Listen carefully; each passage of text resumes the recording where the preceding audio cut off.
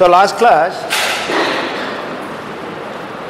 we have discussed about second method for balancing of masses located in several planes. It's about rotating, balancing of rotating masses. So with that, the balancing of rotating masses is over. So what you have to do is you have to do the exercise in the drafting session. Now the next part of the balancing is balancing of reciprocating masses.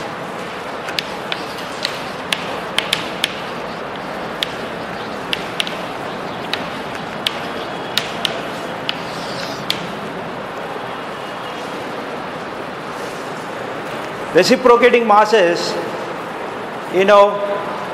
when you immediately can think of, are used in the slider crank mechanism. If you think of a slider crank mechanism, that is an engine, whether it is a steam engine or internal combustion engine, like your petrol or diesel engines, there is a piston or the slider which reciprocates. So if you draw the slider crank mechanism in a particular position, so this piston, using if you try to draw or find out the acceleration of it in graphical means, you know that it will be always along this direction, because it is only allowed to have a translating motion. So displacement will be along this direction, velocity will be along this direction, and acceleration also will be along this direction only. So the acceleration of the piston, when engine speed increases, the acceleration also tremendously increases. We have discussed in the last semester about, when we are discussing about acceleration, the acceleration of the piston of a car at idling speed of 1500 rpm may go up to 747 times the gravity. So the piston is subjected to very high accelerations. So we know that when the piston is supposed to be reaching such a level of acceleration, an external force should be acting on it to produce this acceleration, and in return that gives a reaction as the inertial force. So that will be eventually transferred to the frame as your shaking force. If a reciprocating engine or a slider crank mechanism is taken and it is operated at a particular speed, the inertia force will be acting along this direction of reciprocation. That will be very high value. So that will shake. So you need to balance the reciprocating piston. The inertia forces coming out of the reciprocating piston, you have to balance it. So as we know that balancing means inertia forces are to be either reduced or nullified. So to do that, you should know what is the kind of an acceleration this is subjected to. We know that by graphical means, what is the acceleration? We can draw the acceleration diagram at any position and we can find out what is the acceleration of the piston. That's not a problem. But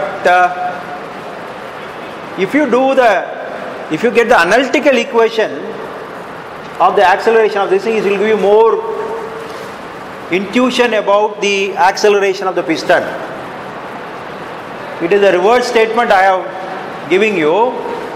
We used to say that graphical thing give you more intuitive intuitive approach rather than the analytical means, but the converse is also true in some cases, where here you see that when you try to find out the acceleration of the piston, the analytical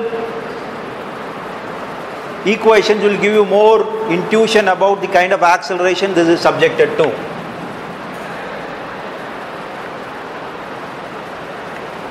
So we are now going to derive what is the equation for acceleration of the piston. So that is partly kinematic only. Then we will go for the forces which are acting on it. So if you take the crank with a radius r and the length of the connecting rod is L, say at this position the crank angle is say theta, and this angle we can take it as pi, and the distance from this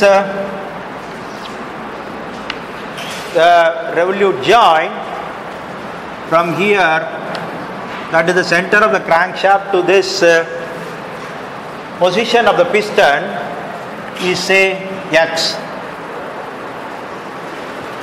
If we can write the equation for x, and if you find out the equation for x, that is the distance, you derive it once, you will get the velocity of the piston, and you derive it, you find a derivative of the velocity, you will get the acceleration. That is our approach. We will write the equation for x, we will find out x dot for velocity, we will find out x double dot for acceleration.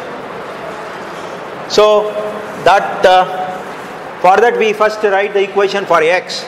So x is equal to, from this triangle if you say, that is r cos theta plus you can L cos pi.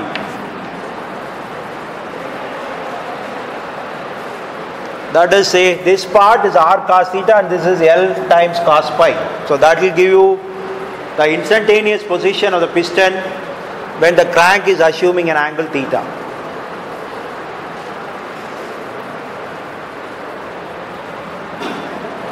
Now we'll introduce a relationship between the dimension or the length of the connecting rod and the radius of the crank. L is equal to R by a proportion Q. The L and R is given a particular ratio. That ratio for slider crank mechanism, this Q may vary from 3.5 to 4. It is not an arbitrary value. It has certain ratio. So this may vary, this thing. So the connecting rod length is proportional to the radius, crank radius. Now you see that this equation is a function of theta as well as pi. It is better for us to have the acceleration of the piston with respect to angle theta only. If you have this with respect to angle theta only, then it is easier to write down the derivative of x, that is first derivative x dot and x double dot. So now our task is to eliminate this cos pi. You substitute that in terms of theta. So for that we can look at this particular segment of the triangle. So for this part of this triangle is, this side of this triangle is r sin theta, if you look that side as a part of this triangle, it is going to be L sine pi. If you look at this, this is R sine theta. If you look at this part, this length as the side of this triangle, it is H sine pi. So we have a relationship between the theta and the pi. But not exactly what we wanted. We wanted this cos pi, but we have a relationship for sin pi. So we can say that the sin pi is equal to R sin theta divided by L. So R by L, if you see here, R by L is equal to 1 by Q. So this can be replaced as 1 by Q times sin theta.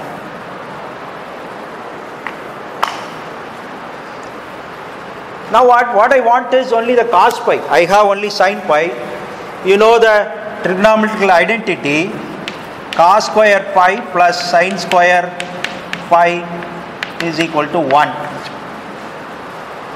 So we can write that sin theta pi as square root of 1 minus, this is sin pi, let us have it like this. I want only the cos pi relation, so cos pi is equal to square root of 1 minus sin square pi. Okay, so cos pi is equal to 1 minus sin square pi. So sin pi is 1 by Q times sin theta. So I will substitute this sin square pi with the 1 by Q times sin theta square. So 1 by Q square sin square theta. So that is what your cos pi is.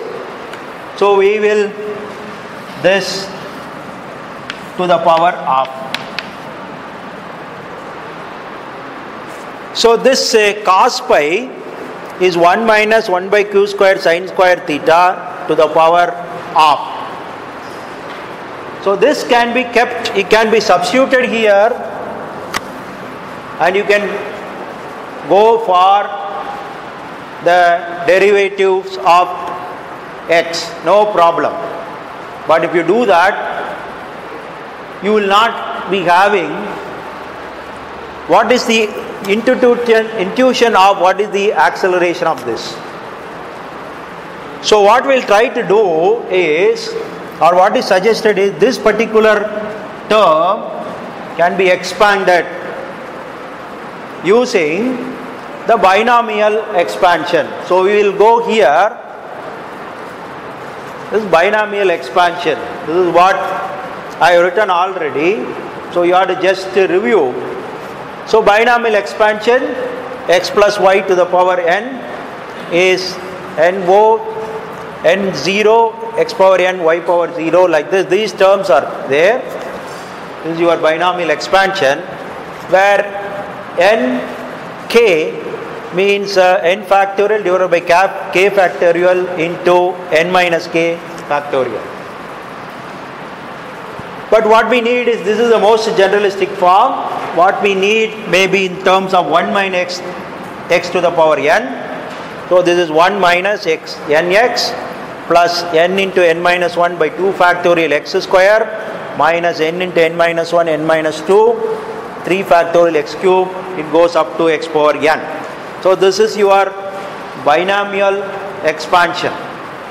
What we need to do is, we have to expand this term 1 minus 1 by q square sin square theta to the power of, using the binomial expansion. So I have expanded this. So 1 minus 1 by q square 1 by 2, that is n is 1 by 2 q square sin square theta, plus you can see n into n minus 1 2 factorial 1 by q power 4 sin power 4 theta. So this is a second term. So there is the first term, second term, third term, and then it will go on like that. Should we have to take all the terms, or we are going to take only fewer terms, and what is the basis for taking fewer terms, that we will discuss. So now, having got the expansion, binomial expansion of this term, I can substitute this in terms of cos pi. So that is what is done here. X is equal to r into cos theta plus q into cos pi, because this is going to be your L. So L times cos pi, L is q into r is taken outside, so this you get the value or displacement value x. So if you substitute cos pi here, these terms are substituted here. So 1 minus 1 by 2 q square sin square theta minus 1 by 8 q to the power of 4 sin power 4. And here we are multiplying these things by q. So our x will become r into cos theta plus q minus 1 by 2 q sin square theta minus 1 by 8 q cube sin power 4 theta. So this is the equation for the displacement or the position of the piston at any given instant. What we need is only the theta. Q is known, so wherever you know you have. So this is a function of, so x as a function of theta. So how it varies. Now you have to differentiate it once, and to get the velocity you have to differentiate this again to get the acceleration. Now you see whether any doubt is there or any error is there, you can just point out. So what we are trying to do is, for a slider crank mechanism, write the equation of the position of the piston at any given instant x. So that is given here, which is a function of theta and pi. I would like to eliminate that pi from this equation. The pi and theta is having a relationship from this side, so that is what is written here. So using that, what I do, I could have kept that relation straight away here for differentiation. I told you that if you expand binomially, you will have more intuition about the real acceleration of the piston. Therefore, we use the binomial expansion. For this, we expand this, then you have, you expand this, you substitute in x, this is what you get. Okay, it is not definitely very simple. The sense that the displacement of the piston in a slider crank mechanism is not going to be a very simple harmonic motion. It is not given in terms of simple 1 cos theta term. Okay, so this is not simple cos theta term, but you have other terms coming in, but that is, I have truncated it, it will go further. Okay, I have truncated it. But I tell you, but what we are going to bother about is not these steps anymore. Once you go through the logical mathematical steps and find out the acceleration, we are going to concentrate on fewer terms, not many terms, and we are going to address on that. Any doubts, please?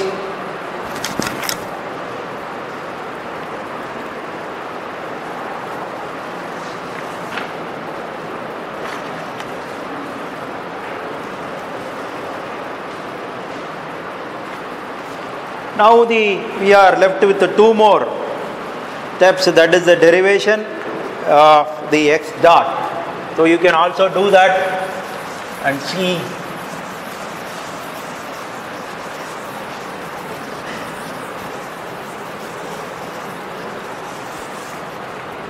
So x dot is equal to, r will be there as such, into cos theta is minus sin theta dot. For the second term, the q is constant, that is 0, then you have minus 1 by 2q, it is a constant, 2 sine theta cos theta theta dot minus 1 by 8 q cube 4 sine cube theta cos theta theta dot.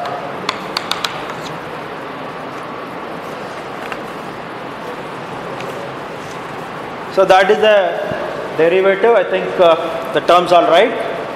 So now I can take this theta dot outside. So theta dot can be elegantly expressed as omega. So r times omega. Then we can take the minus sign, which is also common there, minus r omega times sine theta minus 1 by 2q 2 sine theta cos theta, that can be 2 sine theta cos theta can be written as sine 2 theta.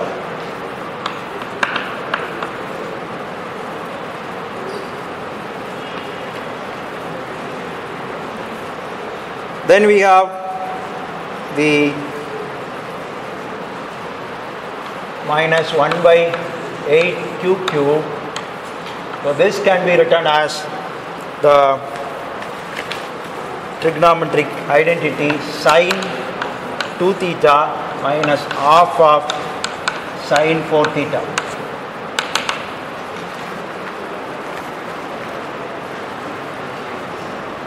So this you have to check it. Okay. So you have taken this outside. I think the minus sign is outside, so it should be plus. So you can check the step. Any issues there?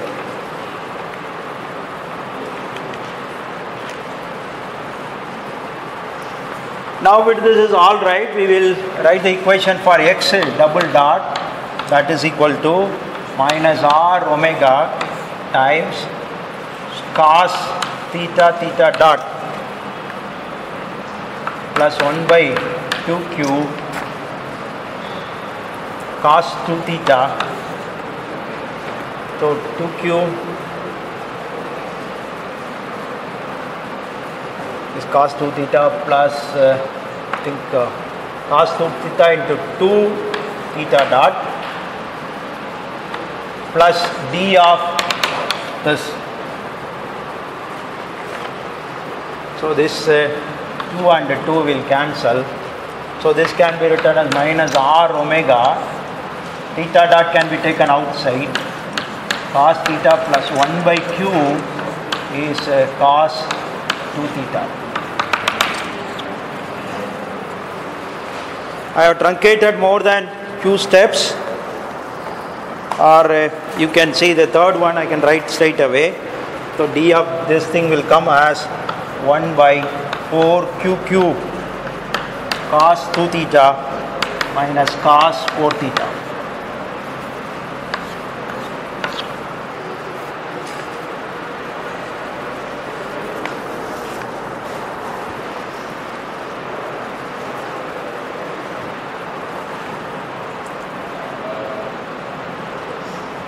So now the acceleration, if you take the acceleration and the velocity, how many terms that we have to consider? That is our basic. When you are expanding binomially, it will go up to more number of terms. But anyway, it is converging. It is not going to be infinite number of terms. It is going to be up to x power n. So here we have to see how many terms we have to consider. So that is decided by, because this is sine theta, sine 2 theta and all this thing, that is decided basically by the amplitude. This 2q, q is 1 by 2q, here 1 by 8 q cube. So that is a deciding factor. Q is a deciding factor. Q conservatively take it as 3. 0.5 or 4, then here you have 4 cube into 8. So this value as the value of the first term, the ratio of the first term, if you compute for velocity, it is going to be just 1%. This particular term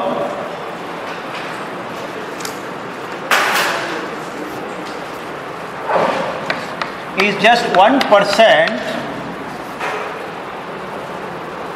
I'm sorry, it is only 0.5%, not 1%. It is only 0.5%. It will be about 0.49, like that will come. It is only 0.5% of the first term.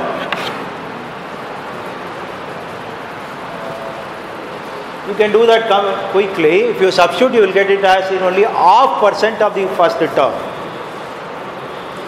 Whereas this third term here is only, in acceleration, it is only 1% of the first term. So there is a first term, second term, but the third term itself, you see, it is considerably, the magnitude of that is considerably reduced. So in velocity, this is going to be only 0.5%. In acceleration, is just 1%. Engineering is about trade-off. You have to, for your workability, you may have to leave. You have to compromise on this thing. It's not about the mathematician's accuracy. You have to compromise it. You know that when you are doing the machine design calculations, suppose you want to design a shaft, torque is given, speed is given, you find out what is the stresses and all this thing. Finally, what you write, you arrive at a particular shaft value, multiply that by 2 or 3, calling it as a factor of safety. Whereas the shaft calculation may be taking 4 digits accuracy, but you multiply that by 2. You take it as a factor of safety. So you have to approximate this thing. So here, whatever, it is this third term onwards, it is neglected. So first 2 terms are only taken as an important term for the velocity and acceleration. Okay? So the driving point is, in the binomial expansion, I am going to take only the first 2 terms, because the third term is just 1% of the first term. So that is, then you have the further terms will be further even the lesser in quantity, so that it can be neglected. So that is the driving point here. So I will take only these 2 terms for my velocity and acceleration. Therefore, this is going to be much more elegant now. If I write the equations for the acceleration as well as velocity, so you have x dot is given by minus r times omega sine theta plus 1 by 2 cube sine 2 theta. Rest of the terms are truncated. Now x double dot is equal to minus r omega square cos theta plus 1 by q times cos 2 theta. Higher order terms are neglected. So from here, if you write the equation for x, that is equal to r times cos theta plus L times, instead of your cos pi, you can write it as 1 minus 1 by q square sine square theta to the power of.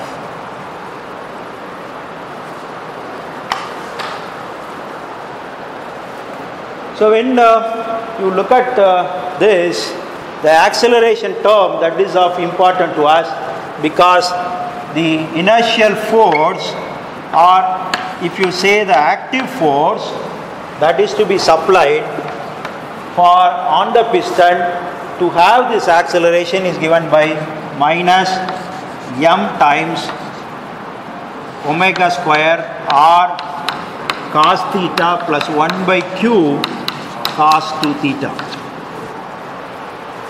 So the whole thing, the acceleration is multiplied by mass of the piston. So this is the force that should be applied. Then inertial force is going to be just opposite of that, is m omega square r into cos theta plus 1 by q cos 2 theta. So this is your inertial force. Okay, so this is what is to be balanced. But look at that, it is not very convenient to imagine at all. Suppose you have a cos theta, varying 1 times the rotation. If you have a 1 full rotation, it will have 1 cycle. But you have a factor which is changing twice a cycle. But twice a cycle is for convenient. I have higher order terms, I have just neglected. Okay, at least we should have this. So we are supposed to balance this particular thing. This force we have to balance it. At what direction it will be acting?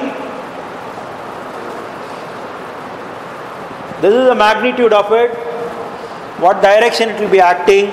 You come back here. So this will be always acting along this direction.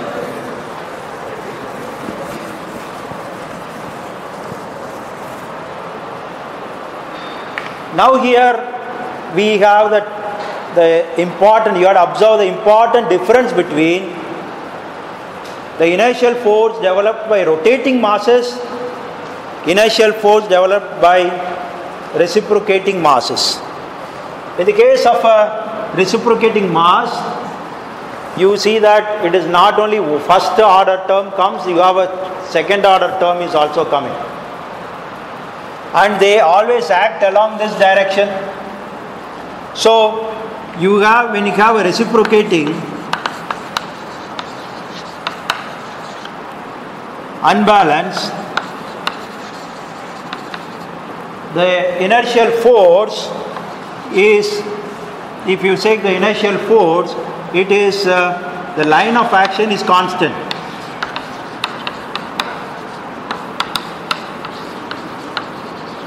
It is always along this line, whatever may be. It has higher order terms.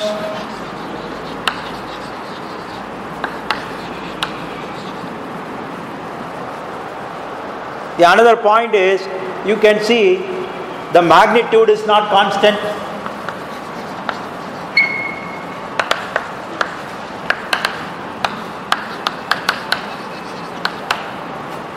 So you can look at these 3 points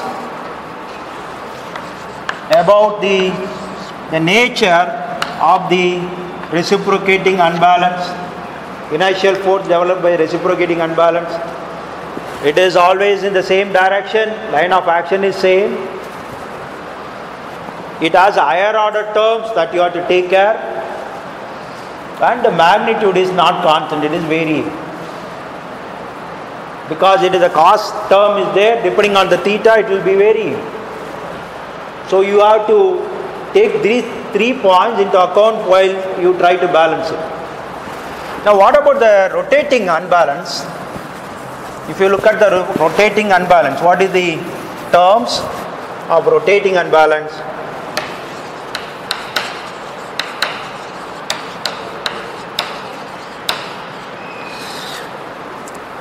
The nature of the rotating unbalance, the first point is that the magnitude is constant.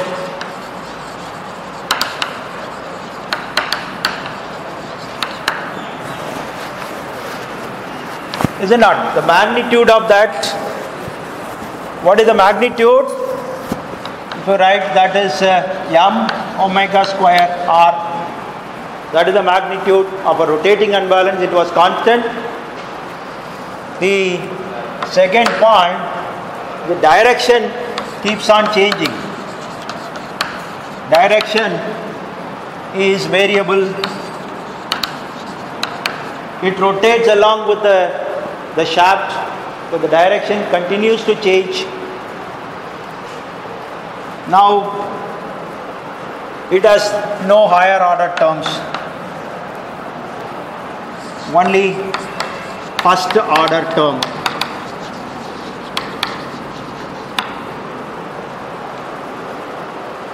So when it comes to the balancing of rotating unbalance, it was quite simple and straightforward. If we have an unbalance here, it is rotating about this, it has a mass at a radius r, and the force developed, the inertial force is in this direction. So what you have done is, smartly you have kept something just in the opposite direction with mr, meeting the condition that mr omega square is equal to mr small r omega square. If it is in the same shaft, omega of both the masses are same, you have to just keep the mass in the opposite direction so that it balances. Very simply you have done it. We have even done it for complicated things like, having multiple masses, several masses in several planes. That's not difficult at all. But here, the nature of the reciprocating unbalance is that it is having a constant.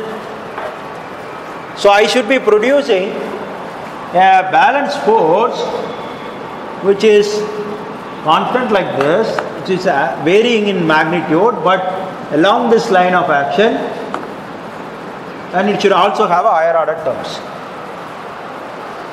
So what is the possibility? That's what we will just look at.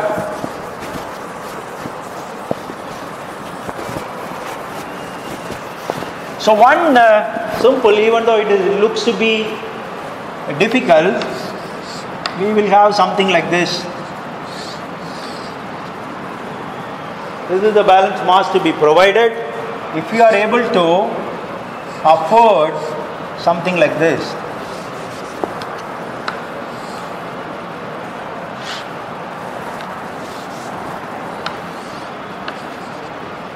so that both of them will have same, you have one more reciprocating thing.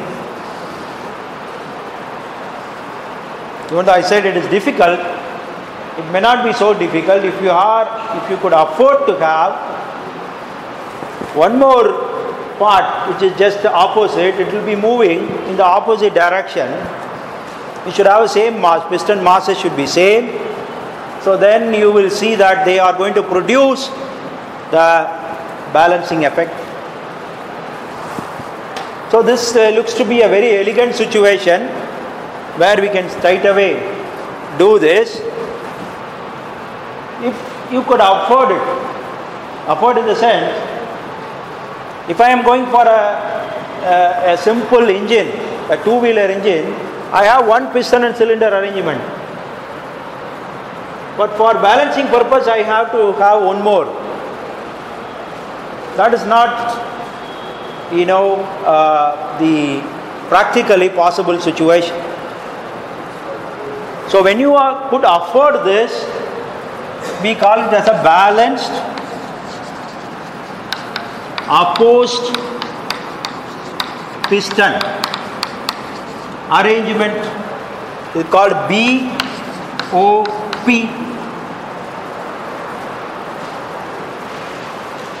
Balanced opposed piston arrangement. It's called BOP.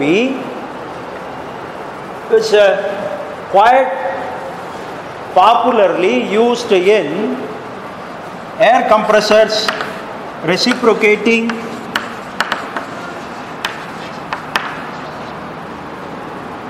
air compressors,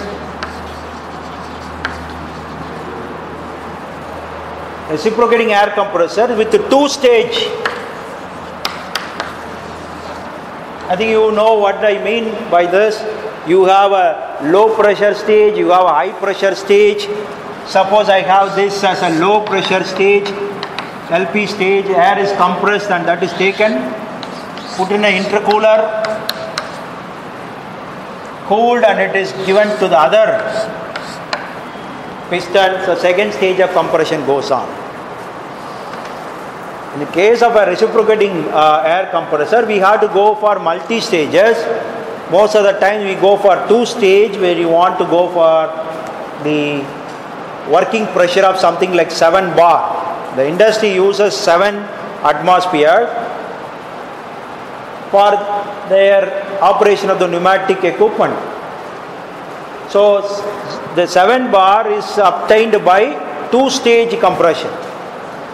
Obviously need 2 reciprocating piston and cylinder arrangement. In that case, I can wisely put them in this arrangement so that they balance each other. It is called BOP. So a term for a BOP compressor.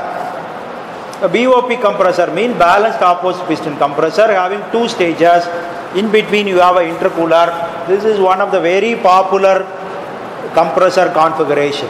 You can see many units like this, where quite alright, they are moving. Not only the first term, second term, the higher order terms also will be generated, they will cancel each other. If this I could afford, but it's not a practical solution always. Because if I take a moped engine, I will have only one. I may not be able to have this. Even if I want to have a twin cylinder engine, I may not be able to have it in opposite day. I have to have it parallelly. So such arrangement, how the balancing will be taken care. So we will look at this balancing of a single cylinder engine. The single cylinder engine, if a slider crank mechanism, if I want to balance it, first there are 2 things are to be balanced. Let us say the first and the second. First order unbalanced, the second order unbalanced. So this is your cos theta term. This is 1 by q times cos 2 theta term. The first order unbalance means I can say the first term, which is having m into r omega square cos component. The second order means it is 1 by q times m omega square r into cos 2 theta component. So it is, let us forget, at least it is not our attention to balance the second order. Shall we just see at least the first order component, I can balance it. So if I take the first order component, how to balance it, that is what we are going to look at. The single cylinder engine or reciprocating arrangement, it is not possible to balance the second order directly. You have to have a special means, special setup to balance it. So let us forget about this for the time being. We will concentrate on balancing this. So what is this first order term? That F is equal to minus m r omega square cos theta. Just if I think of something in this here, in the crank, this what it will be producing? It will be producing a force is equal to m r omega square. This is angle theta. This is also angle theta. What will be the component of this force along this line of action? It will be m omega square r cos theta. So if you are able to add something here to the crank, then that the component of this along this direction may balance this thing. So we will discuss this further in the next class.